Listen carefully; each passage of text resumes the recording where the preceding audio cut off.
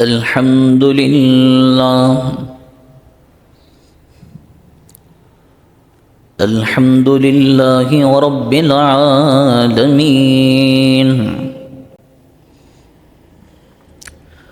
والصلاة والسلام على سيد الأنبياء والمرسلين.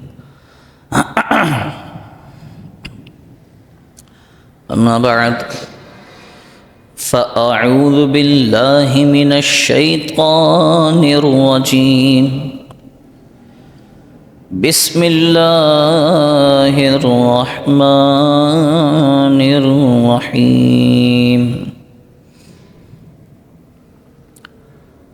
قال الله تبارك وتعالى: وَكُلًّا وَعَدَ اللَّهُ الْحُسْنَى. صدق الله العظيم.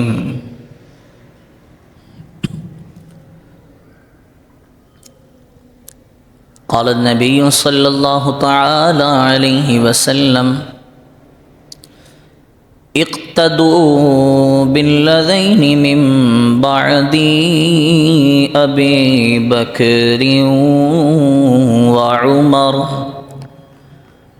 واهتدوا بهدي عمار، وإذا حدثكم ابن أم عبد فصدقوه.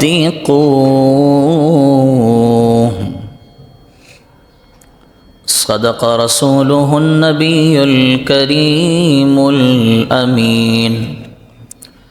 مولاي صل وسلم دائما أبدا على حبيبك خير الخلق كلهم. يا رب بالمصطفى بلغ مقاصدنا، واغفر لنا ما مضى يا واسع الكرم.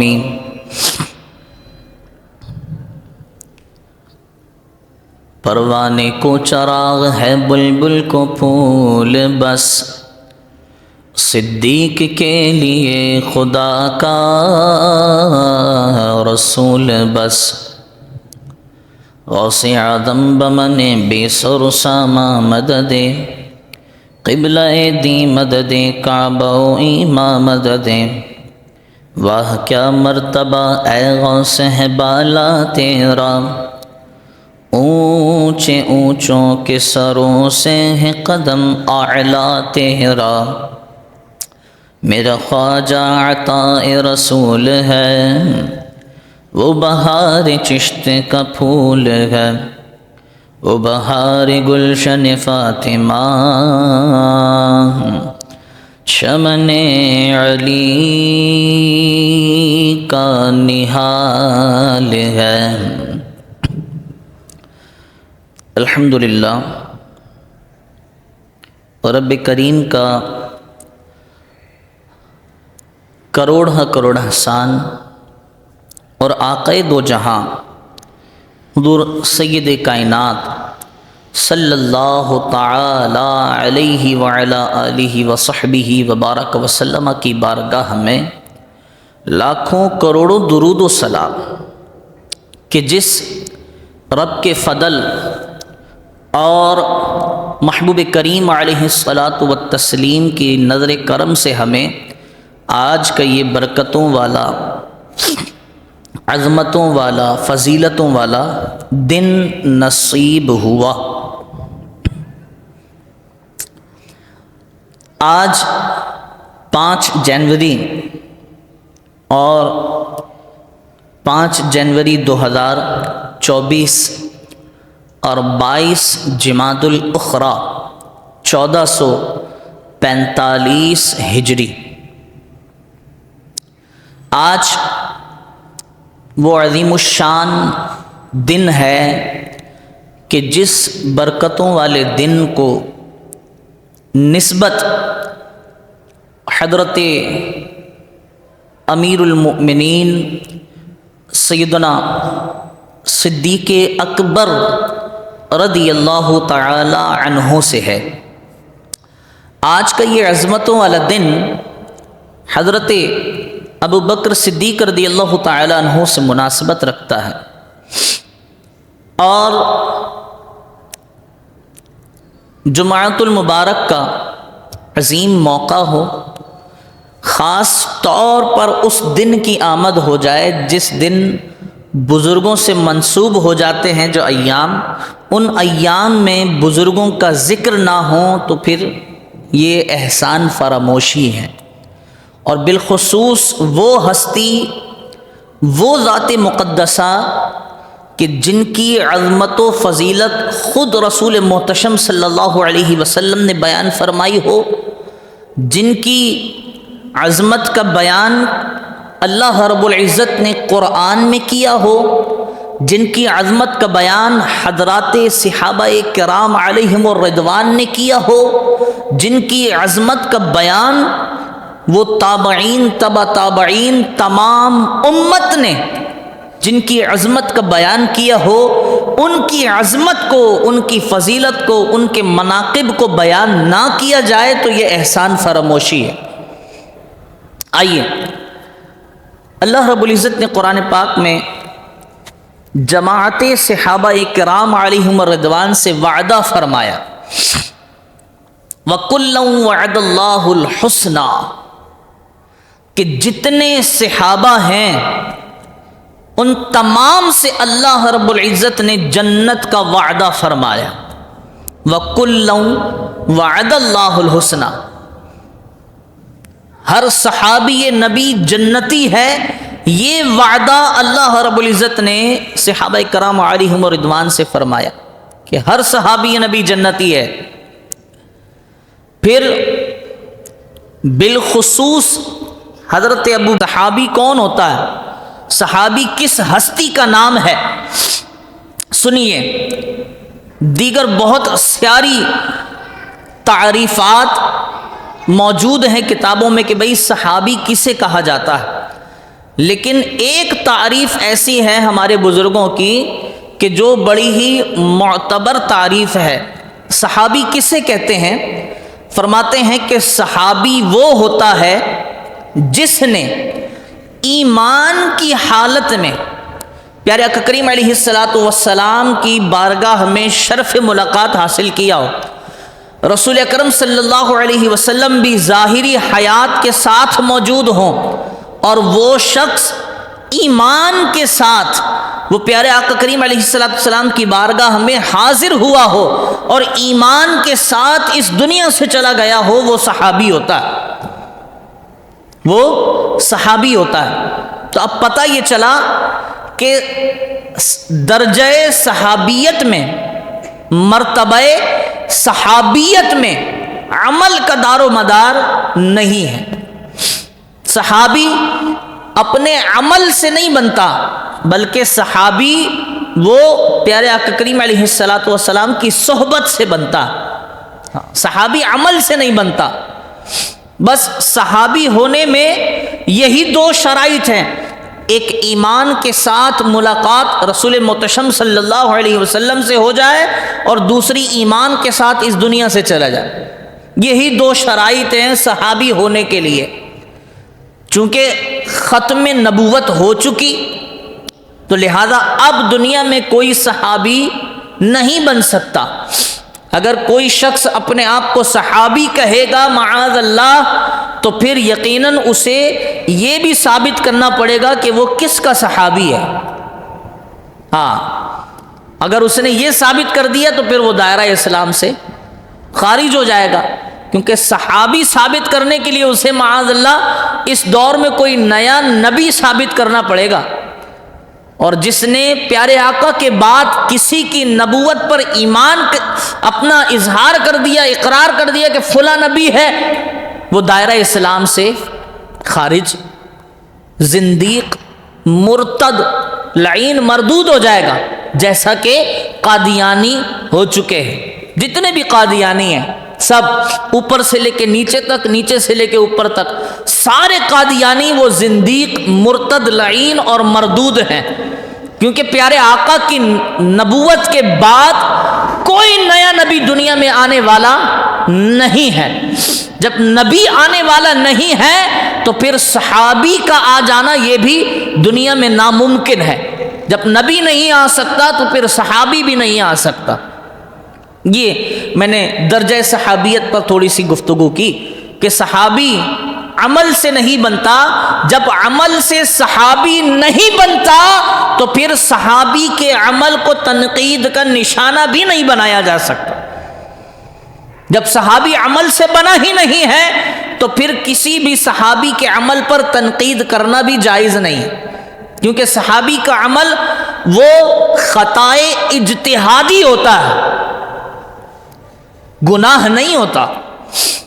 صحابی کا عمل اور اس کی خطائے اجتہادی ہوتی ہے، اس پر بھی اللہ رب العزت ثواب کے تحفے عنایت فرماتا ہے۔ بہرحال آج ہمارا موضوع حضرت سیدنا صدیق اکبر رضی اللہ تعالیٰ عنہ، جی حضرت ابوبکر صدیق رضی اللہ تعالیٰ عنہ کی شان کو، آپ کے مرتبے کو، آپ کی فضیلت کو رسول محتشم صلی اللہ علیہ وسلم نے اس انداز میں بیان فرمایا۔ پیارے آقا کریم علیہ السلام فرماتے ہیں اقتدو، یہ حضرت حذیفہ بن یمان رضی اللہ تعالی عنہ اس حدیث مبارکہ کے راوی ہیں، اور المستدرک علی الصحیحین میں یہ حدیث مبارکہ ہے، حدیث نمبر 4453، 4453۔ رسول محتشم صلی اللہ علیہ وسلم ارشاد فرماتے ہیں اقتدو، اقتدا کرو، باللذین من بعدی، ان دونوں کی میرے بعد۔ کن دونوں کی؟ پیارے آقا فرماتے ہیں ابی بکر و عمر، ابو بکر کی اور عمر کی۔ آگے فرماتے ہیں واہتدو بہدی عمار، اور سیرت اختیار کرو، ہدایت حاصل کرو، کس سے؟ جیسا کہ حضرت عمار نے حاصل کی۔ آگے فرماتے ہیں وَإِذَا حَدَّثَكُمْ ابن ام عبد فَصَدِّقُوهُ، اور ام عمار کی سیرت اپناؤ، اور عبداللہ ابن مسعود رضی اللہ تعالیٰ عنہ تمہیں جو بات بتائیں فَصَدِّقُوهُ، اس کی تصدیق کر دیا کرو۔ ہاں، حضرت عبداللہ ابن مسعود رضی اللہ تعالیٰ عنہ کی بھی بڑی شان ہے۔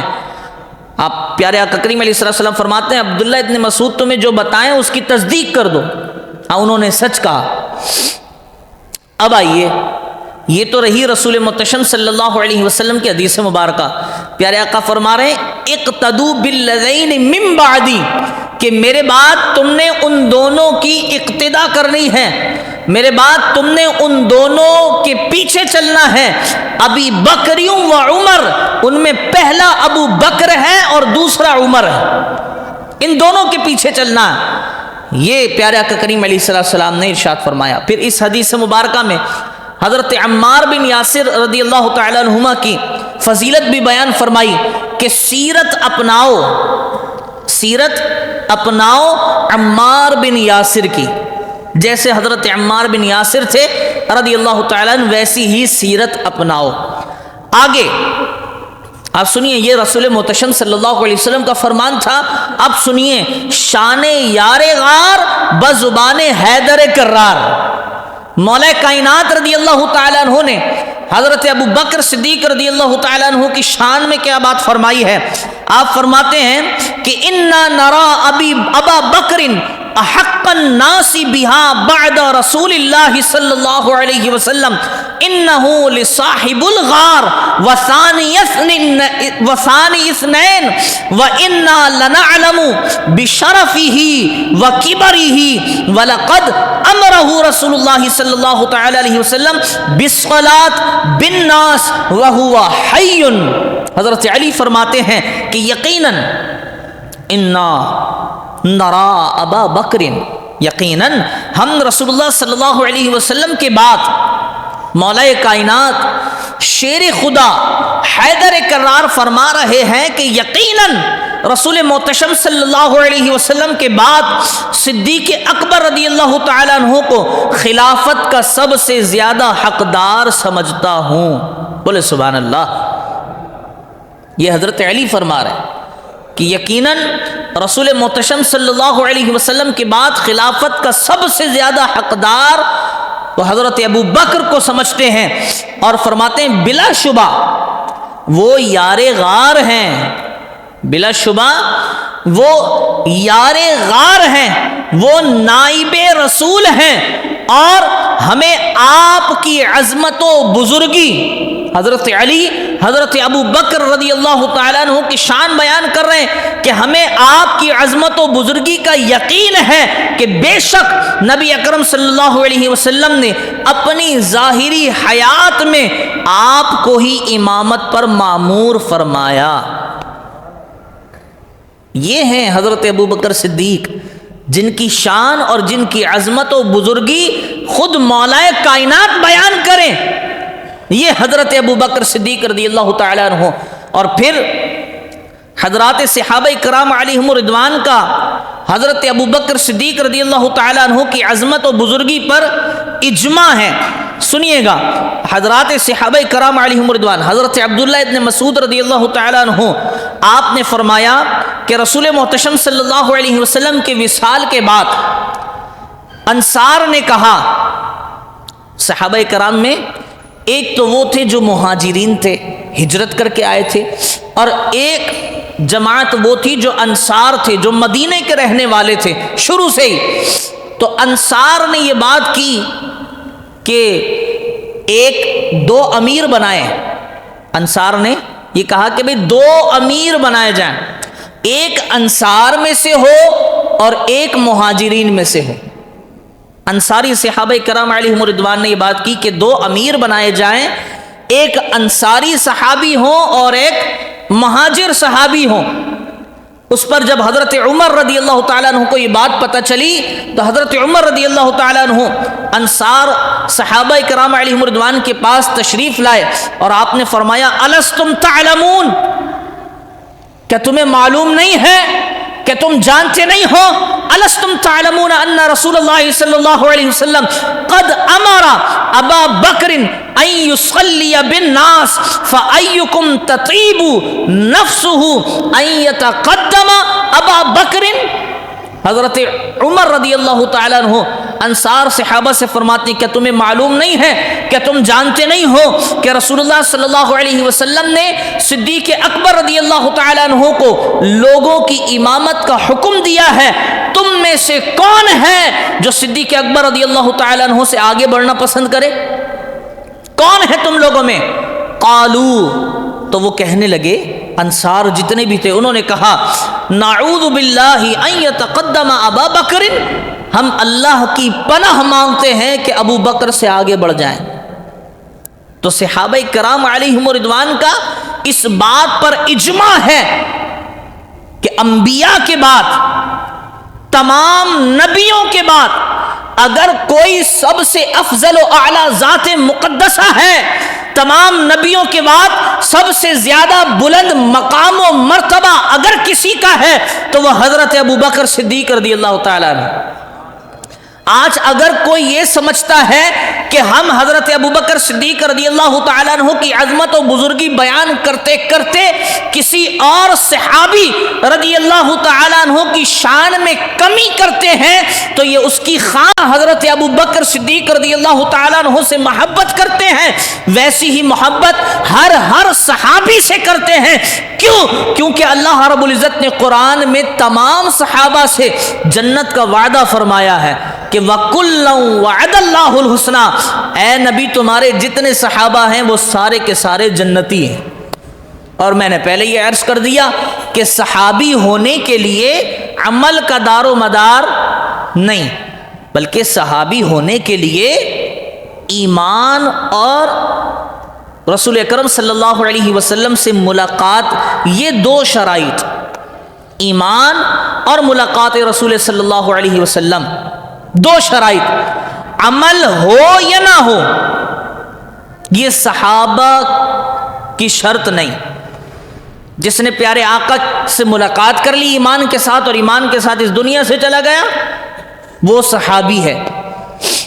چاہے وہ حضرت امیر معاویہ رضی اللہ تعالی عنہ ہو، حضرت ام المؤمنین سیدہ عائشہ صدیقہ رضی اللہ تعالی عنہا ہو، یا دیگر صحابہ کرام علیہم رضوان ہو، ہر صحابی جس نے ایمان کے ساتھ اس دنیا سے رحلت فرمائی ہے، وہ ہمارے لیے اللہ رب العزت کے اس وعدے میں شامل ہے، داخل ہے، جو اللہ رب العزت نے قرآن میں ارشاد فرمایا وَكُلًّا وَعَدَ اللَّهُ الْحُسْنَى، کہ سارے صحابہ جنتی ہیں. ہر ایک صحابی سے اللہ رب العزت نے جنتی ہونے کا وعدہ فرمایا. اب ان میں فضیلت والے معاملات، یقیناً وہ صحابی کہ جن کا ذکر قرآن میں کیا گیا ہو، جن کی صحابیت قرآن نے بیان کی ہو، ہم حدیث بیان کریں تو یہ کہہ دیا جاتا ہے کہ یہ ضعیف ہے، یہ موضوع ہے، یہ فلاں ہے، یہ فلاں ہے. چلیں جی آپ کی بات مانتے ہیں، حدیث ضعیف بھی ہو سکتی ہے، موضوع بھی ہو سکتی ہے. ویسے حدیثیں اتنی ضعیف ہوتی نہیں ہیں جتنی آپ بتاتے ہیں. اور ضعیف حدیث کا مطلب یہ نہیں ہوتا کہ ضعیف حدیث کو چھوڑ دیا جائے. ضعیف حدیث کو چھوڑ دیا جائے، ضعیف کا مطلب یہ بھی نہیں ہوتا. ضعیف حدیث کا مطلب شاید لوگ سمجھتے ہیں کہ ضعیف حدیث کا مطلب یہ ہے کہ یہ لوگوں نے اپنی طرف سے بیان کر دی. ایسا نہیں.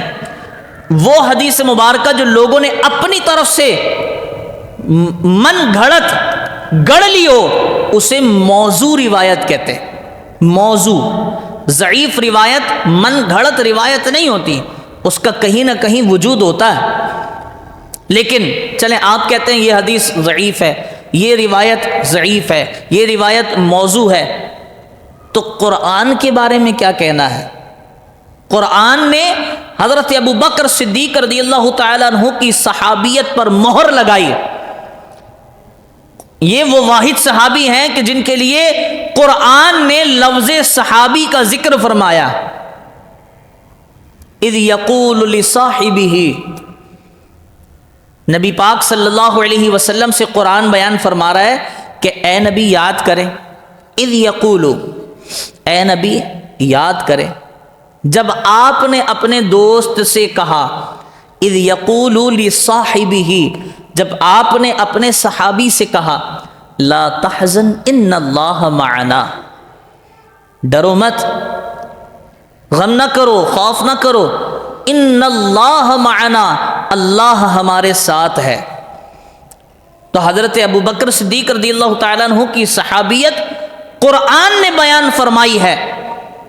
تو آج جن کے ذہن میں خلل پڑ چکا ہے کہ معاذ اللہ حضرت ابو بکر صدیق صحابی ہیں بھی یا نہیں ہیں، تو ان کے خلل کو دور ہو جانا چاہیے کہ یہ تو وہ صحابی ہیں کہ جن کی صحابیت کو قرآن نے بیان فرمایا. آج لوگ کہتے ہیں کہ ہم ابو بکر کو صحابی نہیں مانتے معاذ اللہ، ہم حضرت عمر کو صحابی نہیں مانتے معاذ اللہ، ہم حضرت عثمان کو صحابی نہیں مانتے. جو حضرات شیخین ابو بکر عمر کو صحابی نہ مانے، ان کی ذرہ برابر بھی توہین کرے، اہل سنت کا اجماع ہے اس بات پر، جو حضرات شیخین کی توہین کرے وہ دائرہ اسلام سے خارج ہے. جی حضرات شیخین حضرت ابو بکر عمر رضی اللہ تعالی عنہما، ان دونوں حضرات صحابہ میں سے ان دونوں کی گستاخی وہ قطعی برداشت ہونے والی نہیں ہے. کیوں؟ کیونکہ قرآن نے جن کے صحابی ہونے کا تذکرہ فرمایا ہو، قرآن نے جن کی عظمت و بزرگی بیان فرمائی ہو، خود رسول پاک صلی اللہ علیہ وسلم نے جن کی شان بیان فرمائی ہو، تو پھر یہ کیسے ہو سکتا ہے کہ رسول پاک صلی اللہ علیہ وسلم کے دنیا سے چلے جانے کے بعد حضرت ابو بکر عمر عثمان جو بھی ہوں رضی اللہ تعالی عنہم، وہ پیارے آقا کریم علیہ الصلوۃ والسلام کی اہل بیت کے ساتھ دشمنی مول لیں، وہ اہل بیت کے ساتھ اختلافات شروع کر دیں؟ ایسا ہرگز ممکن ہی نہیں. میں اس پر ایک چھوٹا سا واقعہ آپ کو سناتا ہوں. پیارے آقا کریم علیہ السلام تشریف فرما، اور انہی کے ساتھ ساتھ مولا کائنات حضرت علی رضی اللہ تعالیٰ عنہ بھی موجود ہیں. ان کے ساتھ حضرت ابوبکر اور حضرت عمر رضی اللہ تعالیٰ عنہ بھی موجود ہیں۔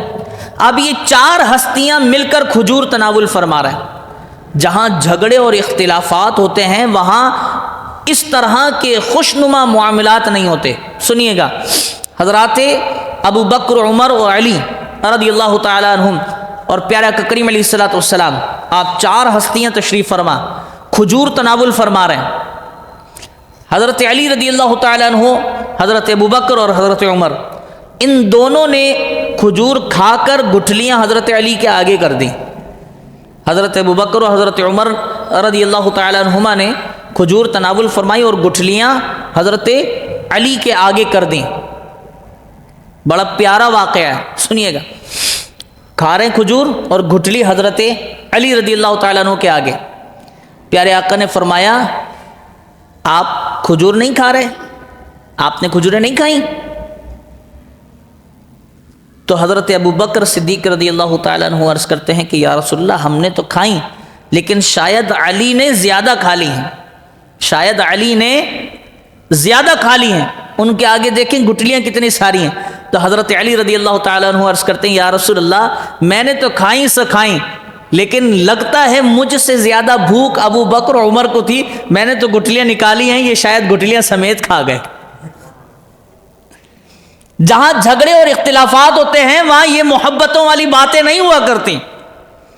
جہاں جھگڑے اور اختلافات ہوتے ہیں وہاں یہ پیار، شفقت، محبت نہیں ہوتی۔ جہاں اختلافات اور لڑائی جھگڑے ہوتے ہیں وہاں اپنی بیٹیاں اپنے دشمنوں کے گھروں میں نہیں دی جاتی۔ جہاں جھگڑے اور اختلافات ہوتے ہیں تو اپنے دشمنوں کی بیٹیاں اپنے گھروں میں نہیں لی جاتی۔ تو بالآخر پتہ یہی چلتا ہے، ساری کتابیں کھنگال لی جائیں، قرآن پاک کا مطالعہ کر لیا جائے، لیکن بالآخر نتیجہ یہی نکلتا ہے کہ ہر صحابی نبی جنتی جنتی جنتی ہے، نتیجہ یہی نکلتا۔ تو حضرات صحابہ کرام علیہم رضوان کے احسانات ہیں، حضرات صحابہ کے ہم پر روز محشر تک آنے والے ہر ایک مسلمان پر احسانات ہیں۔ اگر حضرات صحابہ دین کے ساتھ غداری کرتے، اگر حضرات صحابہ دین سے وفاداری نہ کرتے، نبی کریم صلی اللہ علیہ وسلم سے وفاداری نہ کرتے، تو آج جس طرح دین ہم تک پہنچا ہے کبھی بھی نہیں پہنچتا۔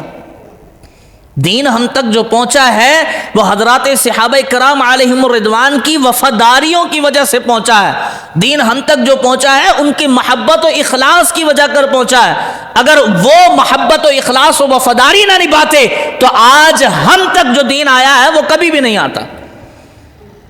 آج بہت سارے لوگ ایسے ہیں کہ دین میں معاذ اللہ ثم معاذ اللہ وہ حضرات ابو بکر صحابہ، دیگر صحابہ کرام علیہم رضوان سے غداری کر جاتے ہیں، تو انہیں چاہیے کہ قرآن کا مطالعہ کریں۔ چھوڑیں، ہم ساری باتوں کو دور کرتے ہیں، قرآن کا مطالعہ کریں۔ جب قرآن پڑھیں گے، ان کی تفاسیر پڑھیں گے تو پھر اندازہ ہوگا کہ نہیں، حضرات صحابہ کرام علیہم رضوان سے اللہ نے وعدہ فرمایا ہے وَكُلًّا وَعَدَ اللَّهُ الْحُسْنَى۔ تو پھر میں اور آپ کون ہوتے ہیں کہ ہم حضرات صحابہ کرام علیہم رضوان پر معاذ اللہ ثم معاذ اللہ کفر کے فتوے لگا دیں؟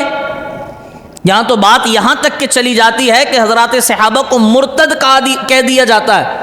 حضرات صحابہ کرام علیہم رضوان کو مرتد، یعنی وہ ایمان لائے اور رسول اکرم صلی اللہ علیہ وسلم کے جانے کے بعد وہ پھر واپس کافر ہو گئے معاذ اللہ۔ یہاں تو معاشرے میں یہ باتیں ہو جاتی ہیں تو پھر ہم بات کرتے ہیں کافروں سے لڑنے کی، ہم بات کرتے ہیں یہود و نصارہ سے لڑنے کی، ہم اپنے ہی بڑوں کو معاذ اللہ ثم معاذ اللہ وہ ان کی صف میں لے جا کر کے کھڑا کر دیتے ہیں۔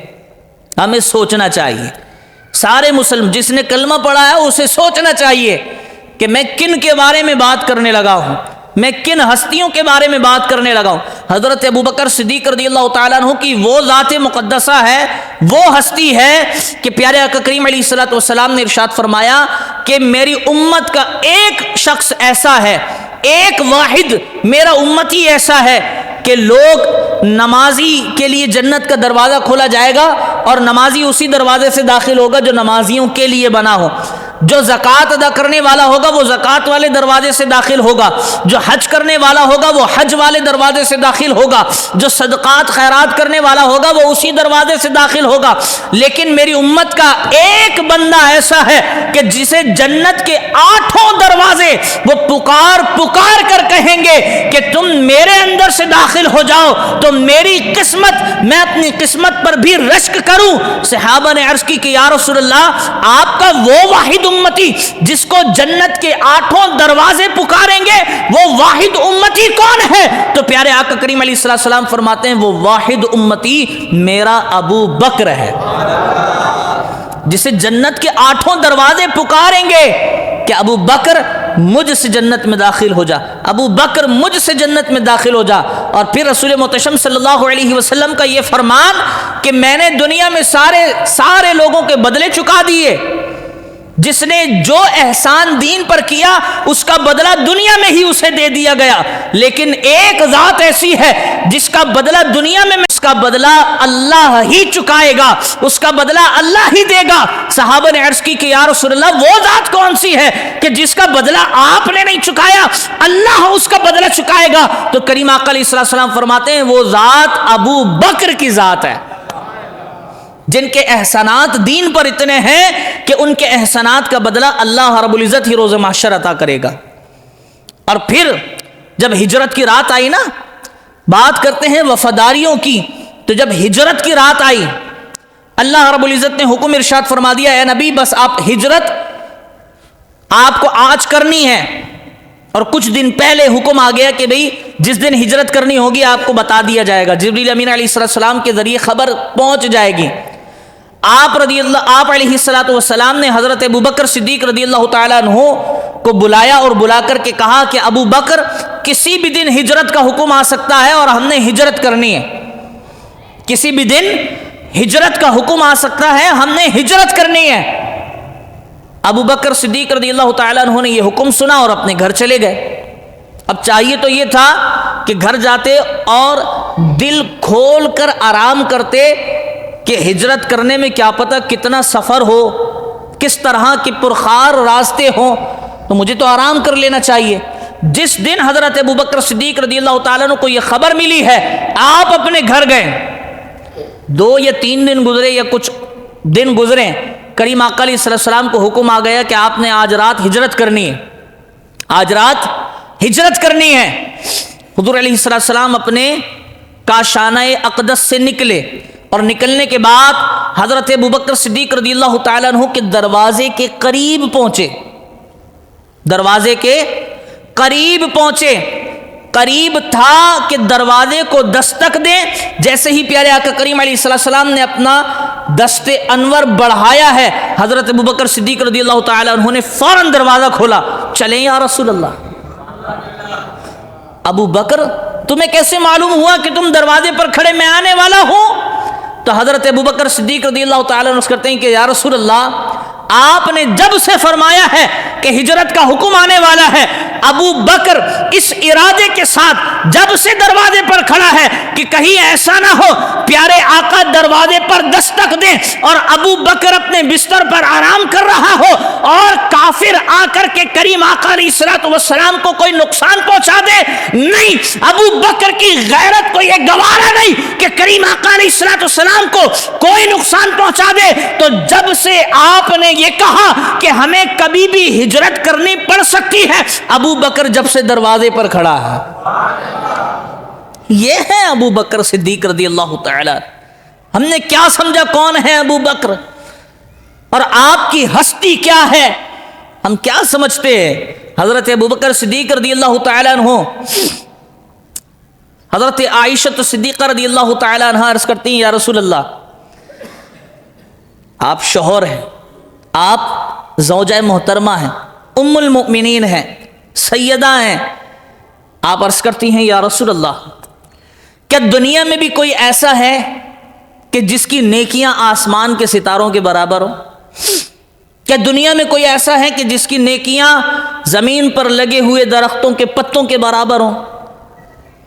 کریم آقا علیہ السلام فرماتے ہیں کہ ہاں عائشہ، ایک بندہ ایسا ہے میری امت میں جس کی نیکیاں آسمان کے ستاروں کے برابر ہیں، جس کی نیکیاں زمین پر لگے ہوئے درختوں کے پتوں کے برابر ہیں، زمین پر موجود ریت کے ذرات کے برابر ہیں، ہے ایک بندہ ایسا۔ اب پوچھ کون رہا ہے؟ ام المؤمنین سیدہ عائشہ صدیقہ رضی اللہ تعالی عنہا۔ آپ پوچھ رہی ہیں، آپ عرض کر رہی ہیں، تو یقیناً دل میں خواہش یہ ہے کہ کریم آقا علیہ السلام میرے والد بزرگوار کا نام لیں گے، ایسے ہی نا، یہ فطری بات ہے۔ میں کسی سے کوئی بات پوچھوں تو اس ارادے سے پوچھوں گا کہ یار یہ سامنے والا میرے ابا کی تعریف کرے گا۔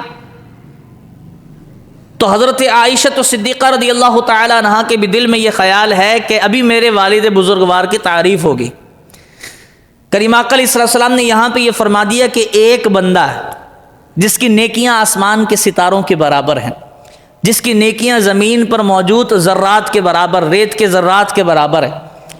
یا رسول اللہ، اس عظیم اعلیٰ مرتبے والے شخص کا نام بھی ارشاد فرما دیں۔ کریم آقا علیہ السلام فرمایا کہ وہ شخص جس کی نیکیاں اتنی ہیں وہ کوئی اور نہیں بلکہ وہ میرا عمر ہے، کوئی اور نہیں بلکہ میرا عمر ہے۔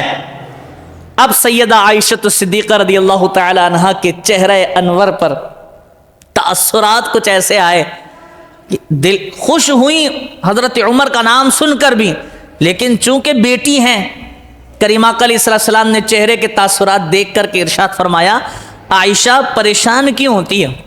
عائشہ غمگین کیوں ہوتی ہے؟ کیا تمہیں یہ معلوم ہے کہ عمر کی اتنی نیکیاں، یہ آسمان کے ستارے، زمین پر ریت کے ذرات، اتنی نیکیاں ہیں عمر کی، لیکن کیا تمہیں معلوم ہے ابو بکر کی ایک غار والی نیکی ان ساری نیکیوں پر بھاری ہے؟ ابو بکر کی ایک غار والی نیکی ان ساری نیکیوں پر بھاری ہے۔ جب حضرت عمر کو یہ پتا چلا تو آپ حضرت ابو بکر رضی اللہ تعالیٰ عنہ کی بارگاہ میں حاضر ہوئے کہ یا ابو بکر، آپ میری ساری نیکیاں لے لیں، بس ایک غار والی نیکی مجھے عطا کر دیں۔ یہ ہے حضرت ابو بکر صدیق رضی اللہ تعالیٰ عنہ، اور جن کی اقتدا کرنے کا حکم حضرت حذیفہ بن یمان رضی اللہ تعالیٰ عنہ کی روایت کے مطابق، المستدرک علی الصحیحین کی روایت کے مطابق، 4453 حدیث نمبر کے مطابق، حضرت عمر و ابو بکر صدیق رضی اللہ تعالیٰ عنہم کی اقتدا کرنے کا حکم خود رسول اللہ صلی اللہ علیہ وسلم نے ارشاد فرمایا، اقتدوا بالذین من بعدی، میرے بعد تم اقتدا کرنا۔ یا رسول اللہ کس کی؟ ابا بکر و عمر، ابو بکر کی اور عمر کی۔ یہ رسول محتشم صلی اللہ علیہ وسلم کا ارشاد، قرآن کی آیات مقدسات اور حضرات صحابہ کرام علیہم رضوان کا اجماع اس بات پر ہے، اور ہمیں اس عقیدے کی طرف جانے پر مجبور کرتا ہے کہ ہم نے اگر کوئی نعرہ دنیا میں اپنی فلاح اور اپنی کامرانی کے لیے لگانا ہے تو وہ نعرہ بس یہی ہے، ہر صحابی نبی، ہر صحابی نبی، گلی گلی نگر نگر، گلی گلی نگر نگر، گلی گلی نگر نگر۔